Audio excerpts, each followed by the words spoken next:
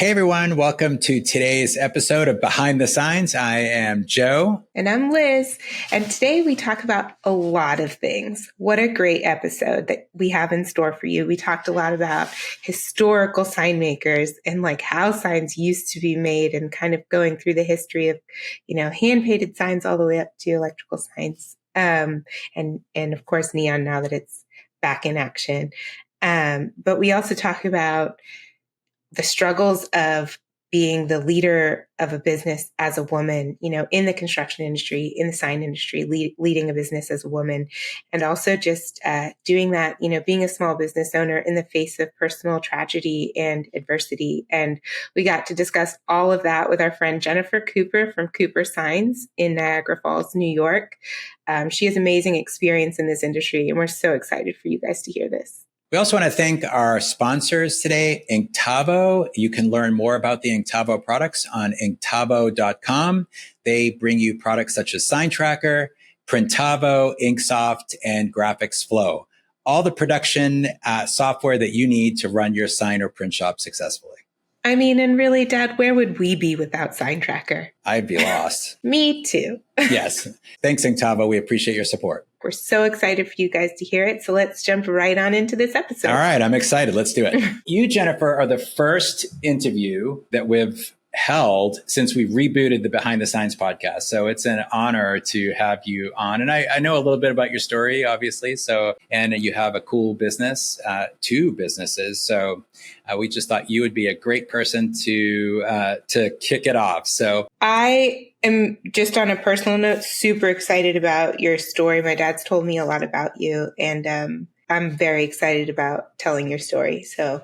All right. So Jennifer Cooper of Cooper Signs of Buffalo, New York. Why don't you tell us all about yourself? Yeah, tell us about Cooper Signs. Let's start with that. In 1922, Carl Cooper began doing hand-painted theater cards and show cards, window displays, and he was very, very talented. He hated the business side of anything. If he could have done his work and never charged for it, he would have been happy. So interestingly enough, his wife, Margaret, was the business side of it. He was the creative one. She's the one that was behind, the sign company that was really the one that kept everything in order. As he had 8 children, and all of the children worked in the family business. It was a true mom and pop shop. He had a Model T Ford. He put Carl Cooper signs, on the side of it.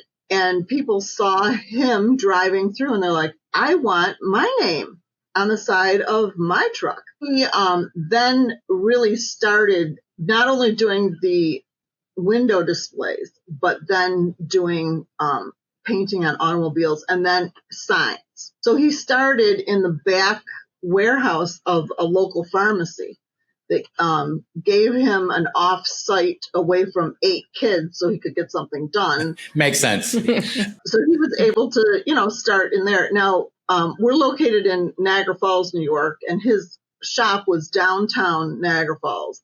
He started doing the signs. He was still doing theater show cards in Buffalo and Niagara Falls. His children got older, but World War II happened. Of the sons, the 3 oldest ones went to World War II.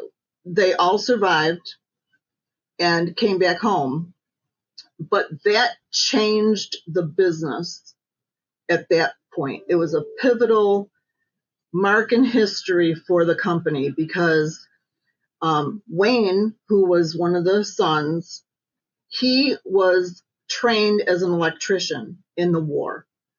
And so it was the start of going from hand-painted signs to electric signs. Wow. And the bulbs and the flashing lights and the humongous structures. And the sky was the limit after the war. It just changed everything. So in Niagara Falls, we had tons of industry. So we had the power plant here was being built, and it was every day you were painting signs for the power plant being built, safety signs. You had all the industrial safety stuff going on and everything happening with industry. You had the creation of the sky's the limit electrical signs, drive-in theaters. I mean, it wasn't just your traditional theater where you went in. Now it's drive-in, park, put your little, microphone in your window, have the family and the popcorn all in the car, and away we go. So it was just a pivotal point in history. So Wayne took his GI Bill and he was trained as an electrician and came back and he started Cooper Neon Sign Company. So his father and him operated two separate businesses parallel. We did all of the Pepsi-Cola work from Western New York over to Syracuse. And Pepsi's brand strategy was to put a Pepsi sign on every single corner they could. And so we just had two full-time guys just painting Pepsi signs. We painted pop bottle dispensers with the glass bottles. I mean, you name it, we did it. And so the company grew from that. And then John Cooper was the third generation, and he came into the business. And at that point is when you had your first vinyl machine. So Cooper Sign Company had the first vinyl machine that eliminated totally you did not have to have that artistic talent to paint fonts anymore. I mean, you now had, it was pretty basic then, but you still could do it. Wayne, after World War II, he bought some property and by hand, brick by brick, built his own building. Wow. With the help of friends, digging his own foundation by a shovel. I mean, it was, we're celebrating 80 years of D-Day and they say this is the greatest generation. But not only when you look at the military accomplishments, but you look at what they did because they had to do it. So fast forward, John, who is my husband, I had my own career. I managed transportation for a processing company. And so I was used to the business side. I did large budgets. That was my background. As this second generation was aging out and they were going to retire, how is the company going to continue? When I came in, I left my career and came in and joined the sign business. And I worked with my husband for over 30 years. Side by side. I just concentrated on the business end of it, strengthening our brand, became the face of the business. Really, my husband was the sales side of it. And then I created Old Glory Flag and Banner, which is a division of ours, which specializes in U.S. made flags, custom, your U.S. flag, state, foreign. And we have a little retail outlet here at the sign company. It's all under the same roof. Everything is perking along, and things are great. And then as life goes, things happen that are unexpected. So about 10 years ago, my husband had a horrific accident. In one moment, he was left in a trauma unit for 9 weeks, and then a nursing home for 4 months trying to recover from this accident.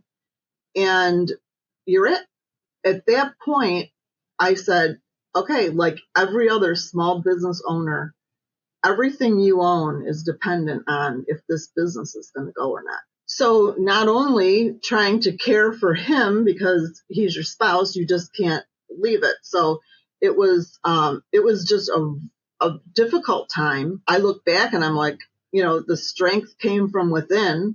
And fortunately, because we have been in business for so long, that a lot of our competitors are our friends. And so I determined at that point that I was going to run the sign company. I already had a handle on the business side of it, but now I had to rake in the knowledge of the actual product lines. I did. I rolled up my sleeves. I figured it out. It didn't happen overnight. I made a lot of mistakes. And then I said, well, since I'm a woman in business, I'm going to go and I'm going to be certified as a woman in business in New York State. And so I went through my certification process and then really started looking into how to have Cooper Sign Company not only supply signs to business, but in the construction arena, to the state, to organizations. And I think all of us have passed a sign or seen a project done at a hospital or a park and say, how do they, who's the sign company? And how do they get that business? Like, I need to know that. Okay, so that was where I started my journey on, okay, I need to figure this out and figure out how to get my name out there on a state level and really start tapping into being a woman and now running the sign business. And how do I do that? And that's the key. You can be certified, but unless you know what to do with your certification, it is of no advantage. And you still have to price right. You still have to have a quality product. You have to gain the respect, though, as a woman in business. The construction world is tough. I mean, I'll be the first one. I'll be the first one to say, I mean, I was put through the paces. Yeah. So when I first started Studio Zo with my husband, we were working. Obviously, I was working with my dad prior to that, so I'm very known, especially around Austin, of being Joe Arenella's daughter in the sign industry. And one of the first things that happened it was so soon to the beginning of, it was a very large construction company that in a previous project had treated our project manager very poorly, female project manager on site. And it was just like in front of our partner, it was very bad. And so when they called for the next project, an architect called and said, hey, we want you to bid on this project. And I said, do you know if this construction company is building it? And they said, yes. And I said, we will not be bidding on that project. Thank you for thinking of us. But, hit us up next time. Well, the construction company immediately called us and said, why won't you work with us? And it was the person who was rude, very rude. It wasn't just like they said one rude comment. It was extensively rude. And I said, well, I told you on multiple occasions that you can't treat my project managers the way you treated them, and we aren't going to work with you anymore. You had the opportunity to fix your behavior. You didn't fix it. Opportunity's gone. We won't work with you. Oh, we're going to tarnish your name. We're a huge company. This is the biggest mistake you'll ever make. I mean, trust me, I was shaking after that phone call. It was a panic attack. I was just like, I brought my husband outside. I said, did I just bury our company? Like another thing we say to each other is if we're going to fail hard and we're going to fail fast. So if that's the right thing to do and we know it and that's what makes us fail, then this isn't the industry for us anyway. So do it and stand by it. 10 minutes later, I got a phone call from my dad because the construction company manager called my dad and told on me. Asked him to talk to me to change my mind. Just so you know, that solidified me not changing my mind. But I know.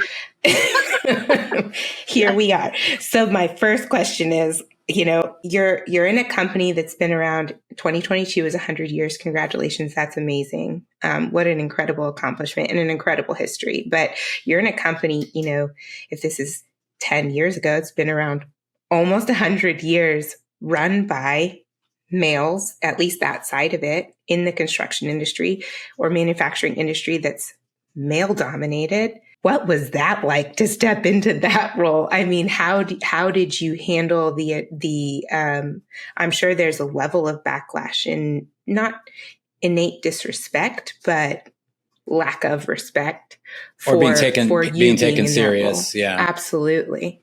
So, well, especially if they were dealing, and I think the situation with Elizabeth here is that this company, I had been I've dealt with them for years. So before I sold the company off, so that's why they called me. So it'd be interesting to hear how did the customers transition from dealing with your husband Yes. to dealing with you as now a woman-owned business, and you're in the pilot seat now. At the moment that my husband had his accident, we were in the middle of a very large project. He was the go-to person, and then the next day he's not.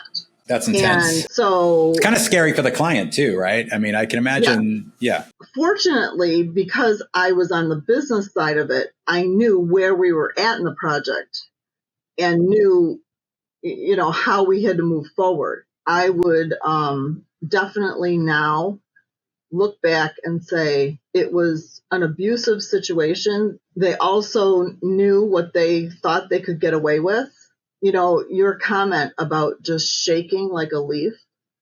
There were conversations where I had to hold the line and sound as tough as possible and hang up and absolutely shake from head to toe. It goes to setting the core values of your company. You set the core values. It's so important. This is where the rubber meets the road. Are you willing to back up your core values? Your core values were established. You are not going to abuse me or my employees.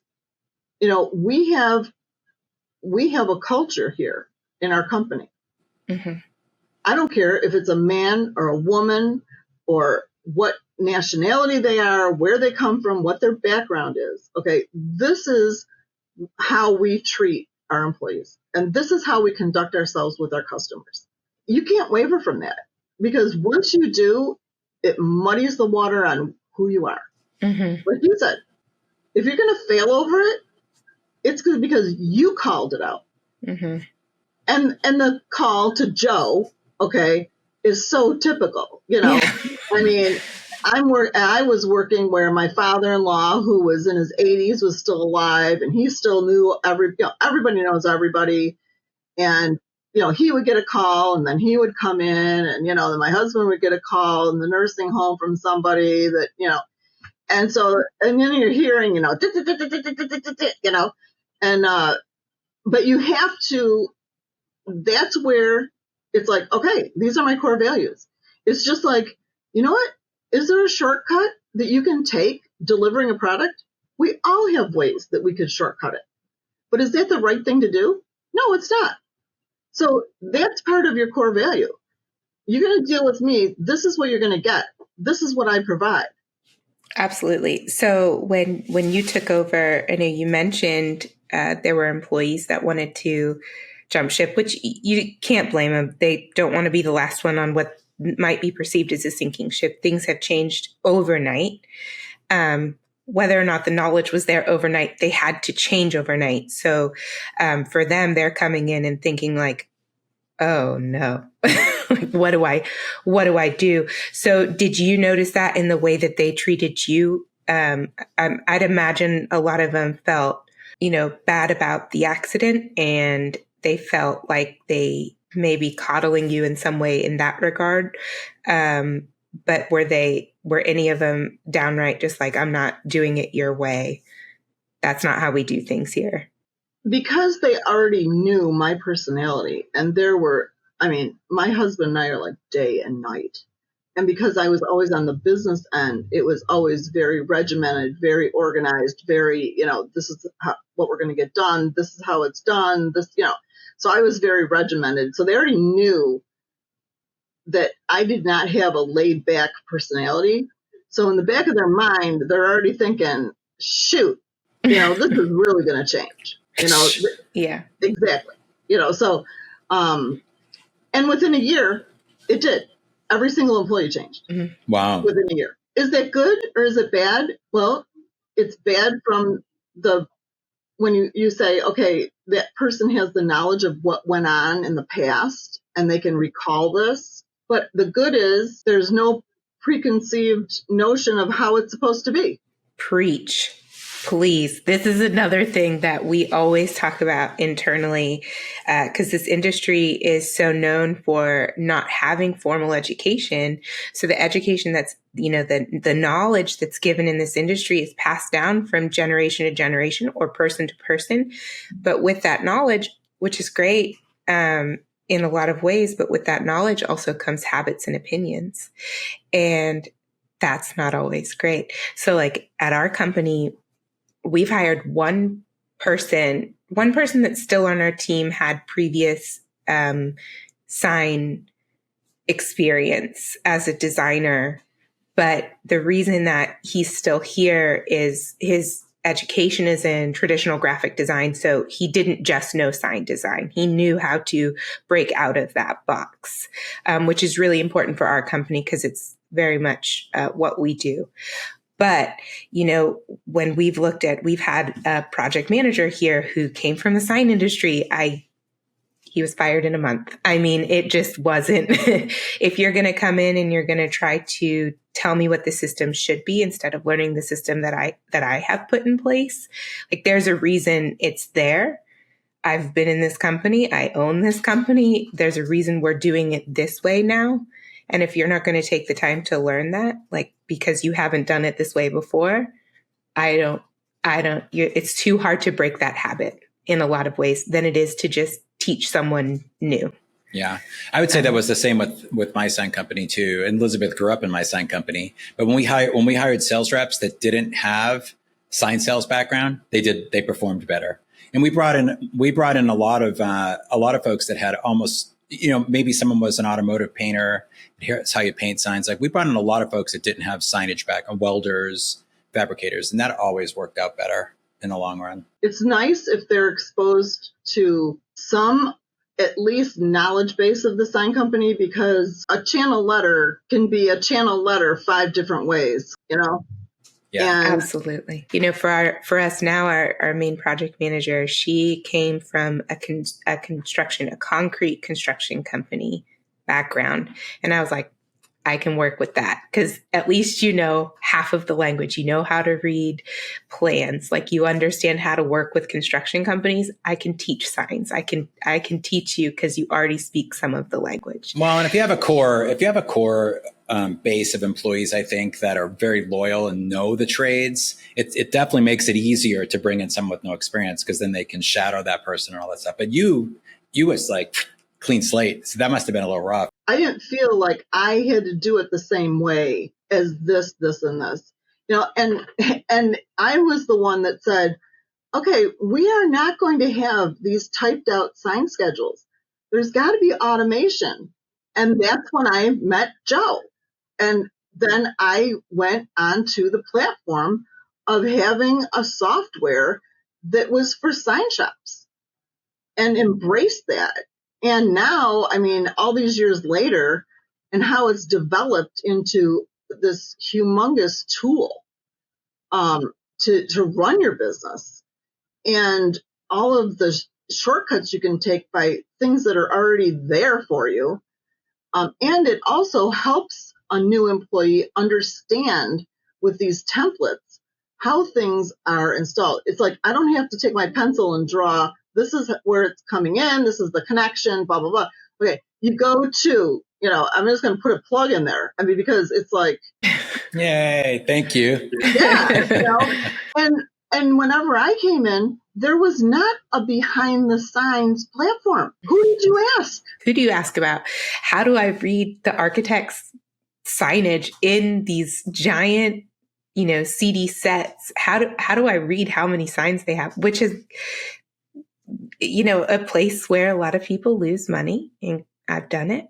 It happens. Mistakes have been made, but it's also where people can take advantage of you. So learning how to do these things, and who do you ask about those things? So, developing this platform for people to talk about each other, and even this podcast for people to share their story and share their expertise is just like one more person someone can go to ask about these questions they have. There's someone listening today. There's a woman listening today who maybe doesn't own a sign company or is just starting out or wants to own a sign company. And she's going to hear 2 women that are doing it successfully. and who haven't pulled all of their hair out yet. Yes. Yet being the key word. Who are able to do this and show that person that it can be done, and it can be done in a smart way, and it can even be changed. Even if a company is 100 years old and you take over, it can be changed to be more efficient, which will in the end make it more profitable. Yeah, I actually talked to a lot of people about that, just trying to, make sure that you're really good at X, Y, and Z, and then, slowly but surely kind of expand on that if you need to, Do you guys just, I know this is more of a shop question. Do you guys do a lot of outsourcing, or do you do everything in-house? Because I saw the huge list on your website of all the products that you make. We do some outsourcing. I have made very strategic partnerships with companies that line up with what Cooper's brand is. And some of these companies, 70% of their sales are dependent on me feeding them work. That's great.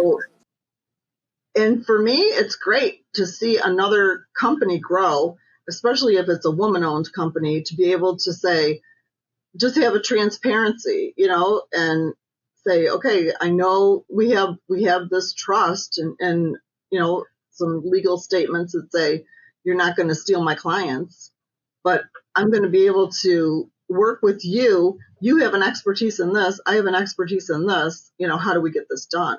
Yeah. Mm-hmm. And if there's the biggest difference between men and women running the company is collaboration.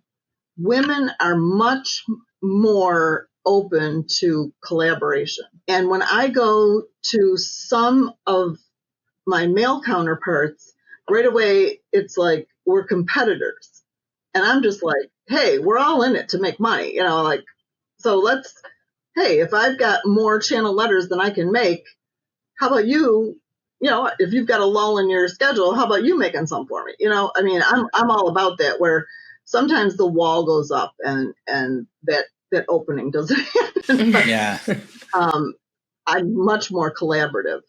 When your husband had the accident, I know that you obviously had to shift into, I'm running the business now, which is a very important mode. I think all of us that are small business owners have felt that mode when the pandemic hit. It was obviously it's different because it's a personal tragedy, but there is that mode of like, I can't focus on this. I have to focus on this to a certain extent.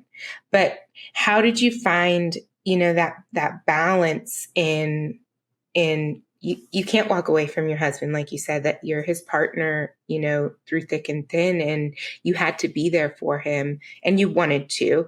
So how did you manage doing that and taking on this role? What was the balance? Did you sleep? What you have to also think about is the other person. What is that other person going through?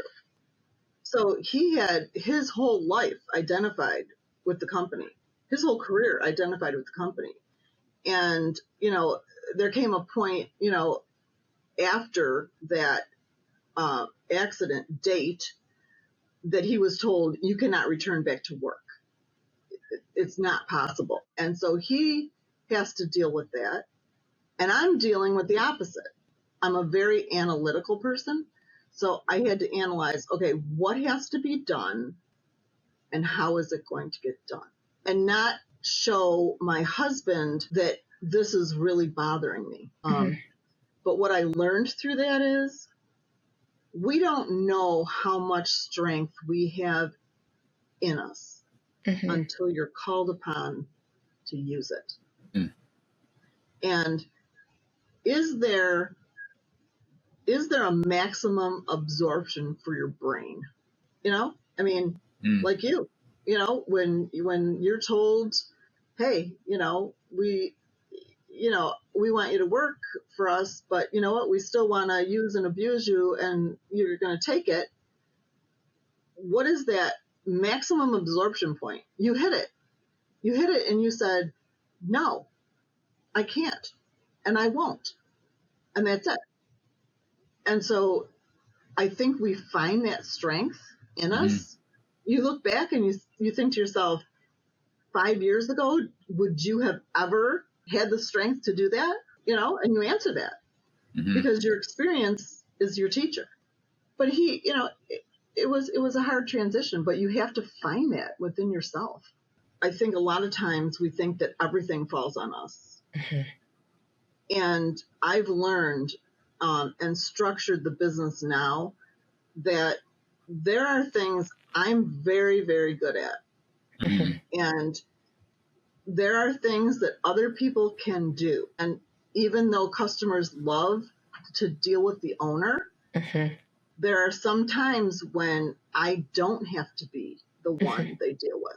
Absolutely. And that's a good thing because then they see the personality of the business. They see the designer who is interacting with them. They'll see a customer service rep that's working with them to price things and get this out. And then the installation part of it.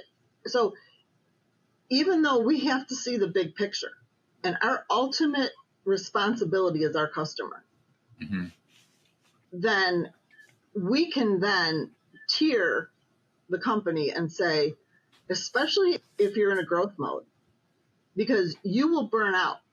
Oh yeah. If you think you have to supervise everything. There are things that I know I have to supervise. There are things that I know I have to do the pricing on. But do I have to do the pricing if someone wants a vinyl something for their back windshield? No. Delegate. Yeah. Well, I mean, and look, at the end of the day, the customer is taken better care of anyway. And it shows your employees that you trust them, and that they're part of the bigger picture. You have to, Like, let that sink in for a second. Wow. And sink in for myself too. There's moments where it's, you struggle to let go of certain tasks or certain duties or certain projects, thinking that you have to maintain that face of the company. And sometimes you don't. And because you are maintaining that or taking the time away from developing the business to do those things, you're not developing the business. Like you're not thinking about the growth of the business. We're not just a sign company. I always say when I hire someone, I say, our culture is family.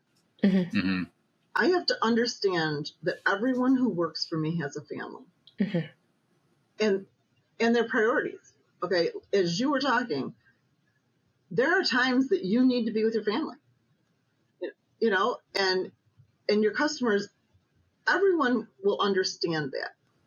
If we are humble enough to communicate that and not think that we are superstars and that we can do everything and act and put on a facade that everything is wonderful and we're super women. And when you say, hey, look, this is going on, and 95%, I would say even to 98%, understand that. Yeah. Oh yeah, absolutely. I mean, they understand that. But you said something super powerful too, and I know that most everyone, I guess I shouldn't generalize, probably feels that as a small business owner, feeling like they have to be the end all be all. They have to do everything for everyone and they can't say no, right? That's a big issue for everybody. But wow, what a different level of pressure as a woman when this is still today a male dominated industry, though it is, we are making changes, which is great. We still are where we are, and feeling like you have to be everything for everyone because you're a woman and you cannot show weakness. It's not just that you can't show that your business can't do something. You have to be as strong as a man, or if you're me, stronger than any man ever that existed. So, not delegating, taking it all on yourself. And yeah, definitely. I mean, I've learned that lesson and have gotten much better myself, but it's definitely a societal pressure. But it's all in your attitude too, Liz. Absolutely. I mean, I remember going to the construction site that I had to be there, and I had nobody else that was going to be there but me. And they're all standing there looking at me like I have two heads. It was very intimidating. And And inside I'm thinking, I really don't want to be here. You don't want me here. And guess what? I really don't want to be here either. But it is what it is, right? So I just became very transparent and I said, look, I know that you have not met me personally yet, but I'm the one that will be managing this project. And so do I know everything? No. But will I get an answer? Yes. Will we do a good job? Yes. And just they were expecting, when they hear woman-owned business, a lot of times they're thinking woman with a really big attitude. And they are, I always say, cocked and locked for that attitude. And when you come in and you kind of just say, okay, I'm not here to push anyone around. I'm not here to say I deserve anything, or I'm entitled. It changes the whole mood. And it's wonderful whenever you're working with someone who, after a while, you get to know them. They know where you're coming from. And you're able to say, okay, I know the architect said this, but it really can't be done like that. And you just try and educate them through that process. And you do it in a really great customer service way, and that way, you know what, they're not caught in a situation where we make a sign and it's not going to go well when you go to install it, and they're going to have extra work to do it. And you know what? They remember that. They remember those things. And you took the extra step to make sure that their tail's covered too during the project. Absolutely. That reminded me of, there was a time that I walked into a construction office. It was, a trailer on site, and they're building this beautiful building. I think they spent, 10 million on the building. It was a while ago, so that's nothing now, but it was beautiful. And I was asking, we were doing an exposed neon sign in the lobby. It wasn't even a giant neon sign. It was pretty small, but there were just some questions about access that we still had because of what they were showing behind. So I asked, we still had to have permission to do surveys. It was still in that stage. So I asked if we could do an additional survey with our neon tech so we could really look at access and make sure we have everything we need. And then the super got so upset with me and was just like, I'm building this $10 million building, and all these people are going to see is your couple $1,000 sign. And I'm like, I feel like you just won that argument for me, but don't you want it to look good and work correctly? Like, I don't think this is a waste of time to do it, because we had to do a second survey, but there are definitely people that just, if you kind of adjust how you're approaching them and kind of take them off guard, it does definitely help adjust those expectations of what they think you're going to be walking in. And I have, men who are project managers, and if I know that there's someone in a construction company that works much better with another man, guess what? Pair those two together. And that's why you trained them. Yeah. So we have it's just me and one other PMs, and I'm account manager in their PM, but I always tell her, and we've always really had female PMs here. And I've thought about that a lot because we work with a lot of GCs and PMs through the GC that are male. And I'm like, the one skill that takes you the furthest in being a PM, outside of being A-type personality, you can't teach that, but the skill is if you've had any background in theater. Because if you can figure out what part to play for that person, it just takes you so much further, especially as never putting yourself in a situation where you're not respecting yourself, but just playing that part of, my husband will listen to me. We work in kind of an open office area, him and I, and he'll listen to me on the phone going from, a phone call with the city to a phone call with the super to a phone call with an interior designer or an architect. And he's like, I swear I work with 4 different people in one office. Like I never know who's going to answer that phone. I know. All right. Yeah. Well, we should probably wrap here. Yeah, let's get to the end. Yeah, it's been We're going. We're going to have to cut. But it was such a great conversation. I know. I'm listening to this thinking, shoot, maybe we should split this into 2 podcasts. That brings us to what our community question, right? Yeah, it's a community question. And I think it's kind of appropriate too. Community question. Yes. Yeah. When I started, I had my first sign shop, which was bigger electrical sign shop and all that. But then I started a second sign shop, Think Big Identity Group. And then someone sued me for using the word big. So that's where Studio Zoe came from. And then Elizabeth joined when she graduated college, she joined. And then of course, SignTracker was starting to really blow up. So Elizabeth fired me. So that was our transition into passing the family business on to Elizabeth. And then of course, her husband came on board and they have just turned it into something far greater than I think I could have ever done. I'm very proud of them. So what is, one of the community questions that came up was, what is the best way to impart your years of wisdom and learned experience in the next generation? But I think especially, how does that apply to Cooper Signs? I mean, obviously this is the third or fourth generation now that's running this business. And then of course you started Old Glory as well. Is there a kind of a plan for the next Cooper to take over the empire, or how are you raising the young people up to run the business? Yeah, and then in general too, what advice would you give people if you are planning to, kind of continue the trend of the generational company? What's the generic plan? Advice you could give to people to help them understand how to do that? I also want to say that this question comes to us from Caleb Miller. He didn't put the company that he works for, so I won't say it either. But thank you, Caleb, for submitting the question. Thank you, Caleb. So I can't stress how important it is for exit strategies.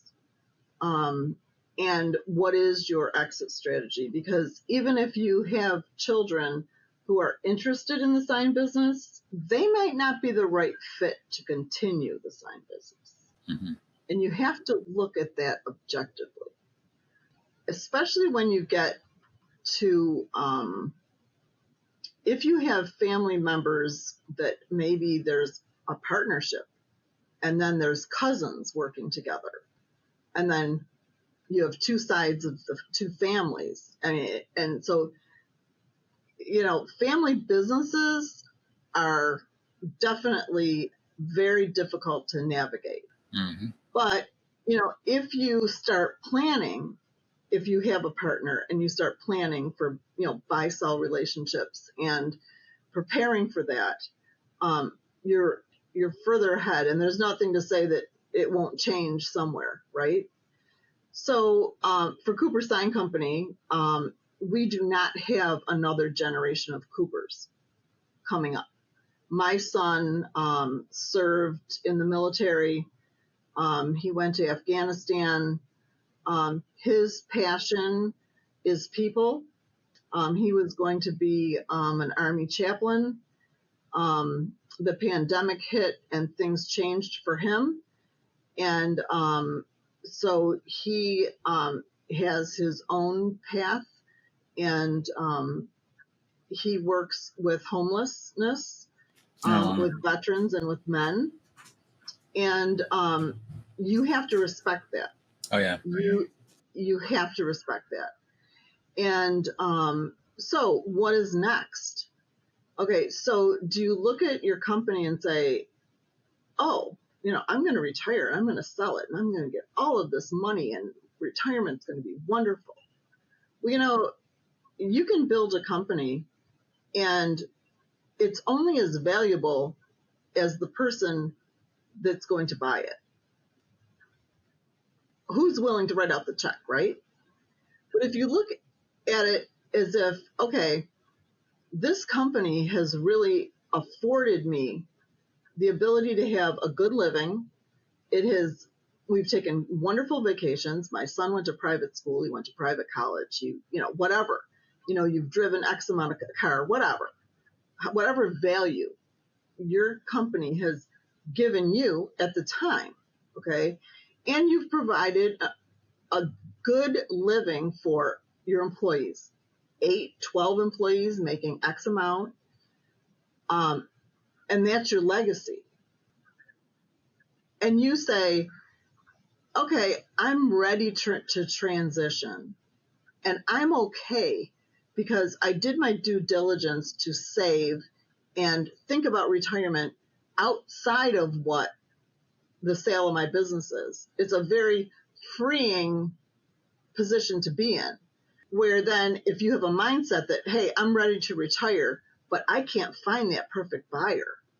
And then you're really like dragging your feet every day you come in because I should be retired. I'm 70 years old. I'm 72 years old and I need to get out of this and whatever.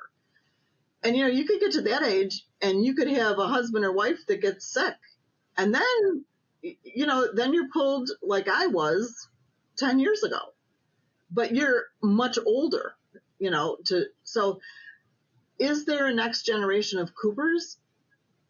No, I have grandsons, but I have 3 grandsons, 5, 3, and 1, and another one on the way. And so I will be way too old to transition for them. But you know what? You look at your employees, and you look at who do you do a lot of work with? And would they like to become part of the Cooper name? Is it all about money for me? No. Would I sell Cooper Sign Company to someone that I knew did not have the integrity that I want my name associated with? Those are decisions that you have to make. And are you in a financial position to say, okay, it's the end and I've got X amount of years and now I need to start looking to hire an employee who may want to be that next person and then start educating them.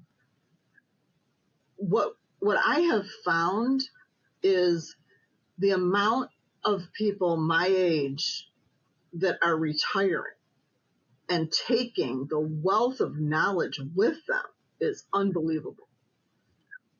Unbelievable the amount of experience and the wealth of knowledge that they gained and not in a technical world. Mm-hmm. It was trial and error world.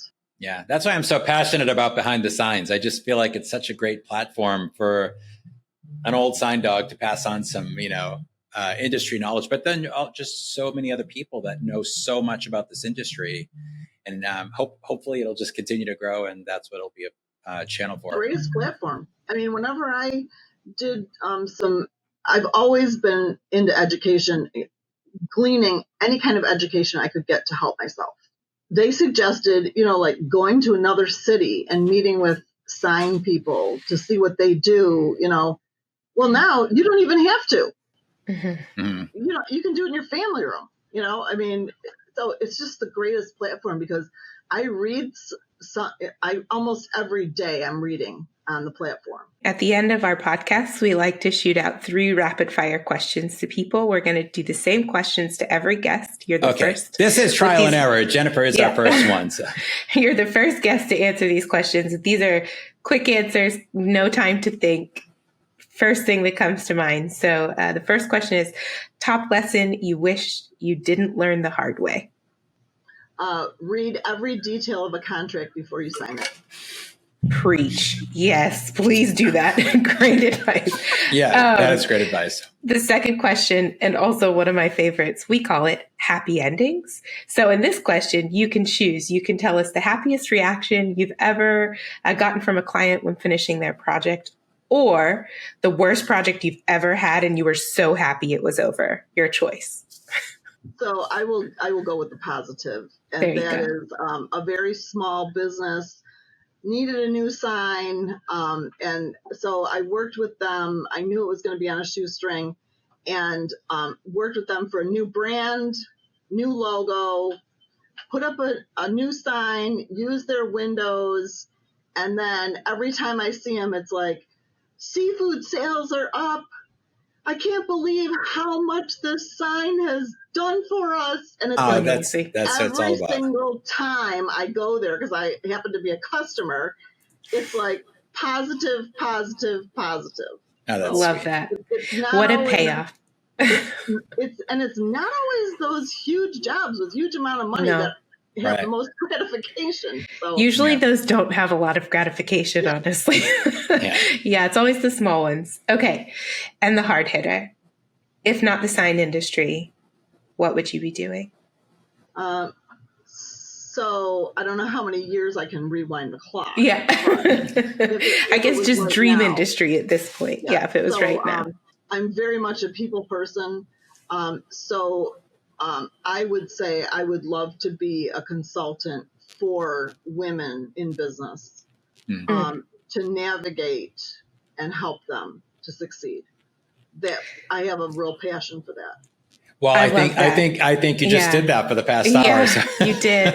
And I'm gonna call out a few things here. So Women in Signs, Wendy, let's get her on the podcast. I think that Jennifer's a great fit for you. I think you could mentor a lot of people in the Women in Signs, etc. group.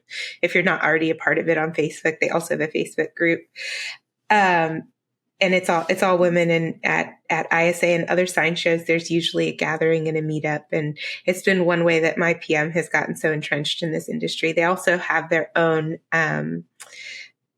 conference every year. So it's a great group, and they need mentors. So amazing.